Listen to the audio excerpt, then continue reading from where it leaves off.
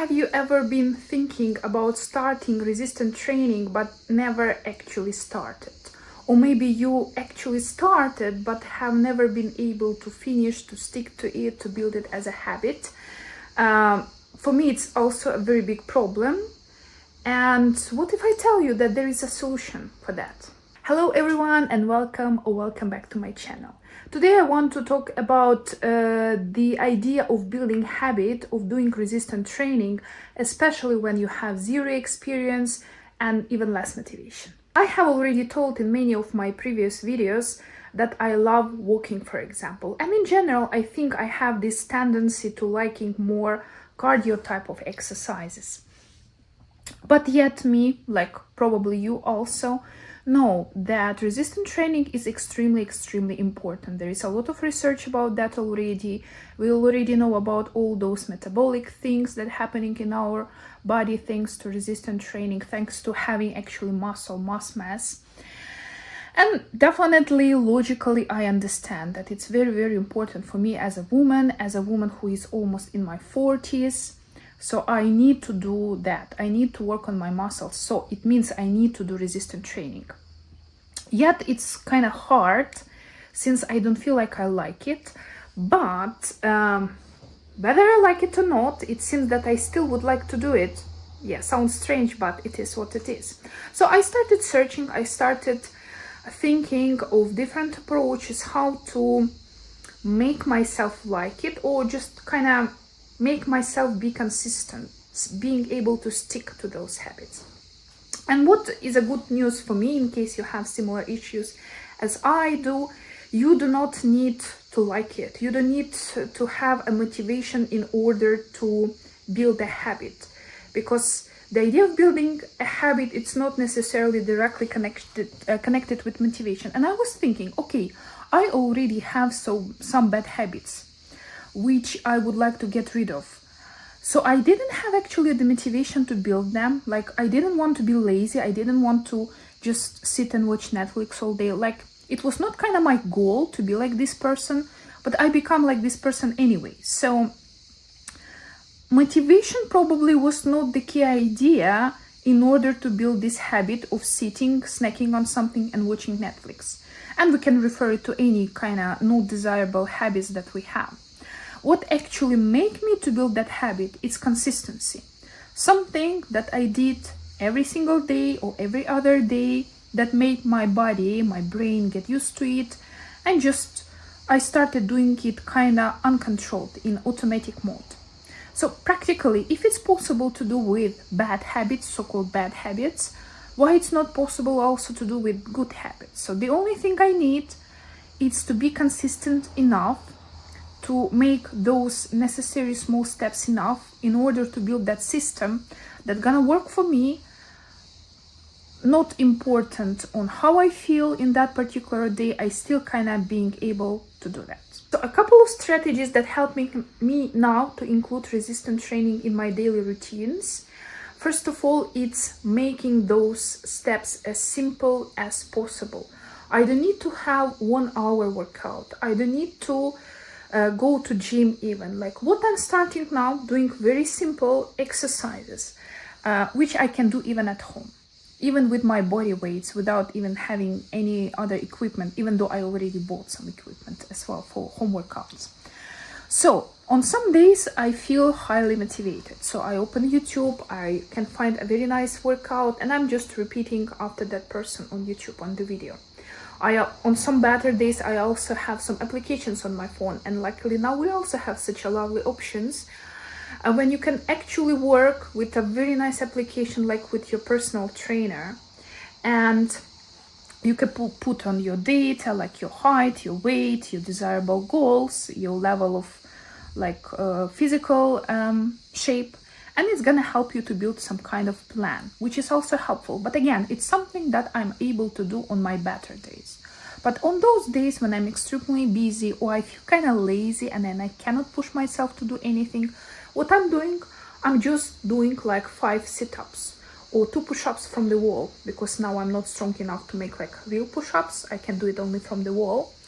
Or I can do just like 5 minutes stretching and after do like 10 sit-ups, and that's it. So I'm trying to do, especially in those days when I don't feel like it, just a very simple step. So my brain, my body will start getting used to this idea that we are kind of doing it. We're kind of doing it regularly. Another point, which I think it's really a game changer for me in many of my habits that I'm building now, and I already talked about that in my previous video, it's about 2-minute rule. I'm not going to explain a lot about that because one of my previous videos about that, but kind of shortcut here. You need to push yourself to do something only for 2 minutes, and it's still gonna count as an action that you have performed. And you may use some helping triggers, like you can put your sport outfit somewhere already, your shoes, or in case you think you need to drink more water, you can just kind of put a water bottle somewhere on the spot that you can easily notice it. So you need to put something kind of like little triggers, so once you see it, you understand, okay, at least for 2 minutes, 5 minutes, or whatever you have set for yourself, you kind of can do it. Next point, which also helps for those of you who sound like me, have a little bit busy schedule sometimes, it's about putting this session as an appointment. So if you have an important meeting or some kind of deadline that you're working on, you're definitely putting it on your schedule. You are putting in your calendar. You're kind of following it. So I've noticed that if I also putting my resistance training session somewhere in my calendar, in my notes, as something I definitely need to do, and especially it helps me when I'm kind of setting even specific time, like today at 5 p.m. or tomorrow like at 10 a.m. And I'm following my schedule, and I see that it's on my schedule because I'm kind of get used to following schedule and following kind of my work. It seems like easy thing to stick to, because I'm starting treating it like it is as important as my job, even though I understand that it should be probably even more important because I'm talking about my health. Yet the years of habits make me thinking that kind of my job is more important than my health, which is kind of not a healthy way to think about. But once I put it in my schedule, definitely I'm increasing the chances of actually doing that resistance training. Another thing which I know is very popular and it's also very useful for me, it's making a list of your whys. And it can be all whys, not only those sociable acceptable whys that you want to be there for your family, you want to be healthy, you want to contribute to society. Those are also good as well. But I think what really kind of pushes me and motivates me more kind of like selfish, egoistic whys, like kind of I want to show off, for example, that I can do it. Or I'm imagining once I lose like this X amount of kilos, I have a person who was kind of mean to me about my weight, and I kind of like, I will just show up next to her in kind of my best shape of my life, stuff like that. It can be anything. You just want people envy you, or you want to put that nice dress and kind of just like kill somebody with your look. All whys are okay as long as they keep you doing what you need to do. Next thing is about tracking your progress, and I already also mentioned about that in many of my previous videos. Sometimes when our goal is very big, we start noticing the progress because we still think that we haven't reached that big goal that we have set for ourselves. But being able to track the progress and remind yourself, okay, maybe I'm not in my point B yet, but I'm also not in my point A already. I haven't been able to do many things in the past which I'm able to do now. So definitely in my future there will be even more, but I'm also not already that old me yet. I'm also not the new, that ideal version of me yet. But I'm in a progress, and progress is already a very good sign. Next thing, it's about pairing your physical activity, resistance training in this case, in some enjoyable activity. So I like listening YouTube podcasts from my favorite influencers. I like listening to some favorite music, especially like from the beginning of 2000s, which kind of, I don't know, that music really motivates me. Maybe it's because I was a teenager, like at that time when this music was popular. I have kind of some good memories, good connection.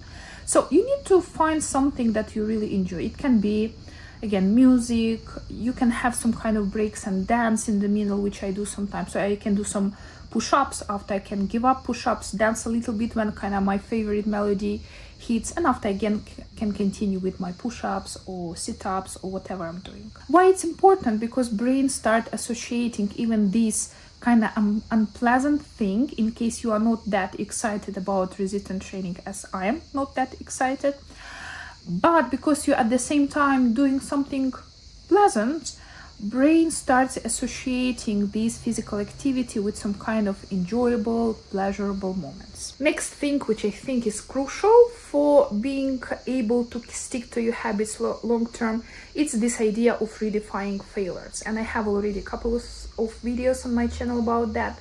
But kind of point here, failures are a part of our journey. That's actually a good sign that you are doing something new, that your brain is learning.